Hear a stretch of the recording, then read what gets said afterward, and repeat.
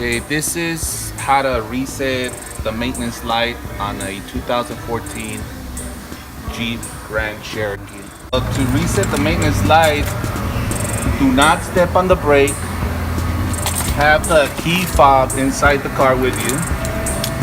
You have to show this right here. Press the start button. You're gonna press it once. You gotta press it one more time until all the lights come on the dash. You're gonna step on the gas pedal 3 times. 1, 2, 3. And you're gonna wait 5 seconds.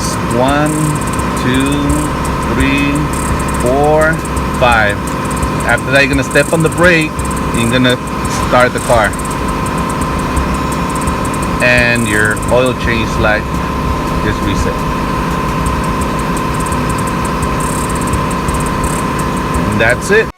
I'm the king of the trap, El Chapo Jr. I'm the king of the trap, El Chapo Jr.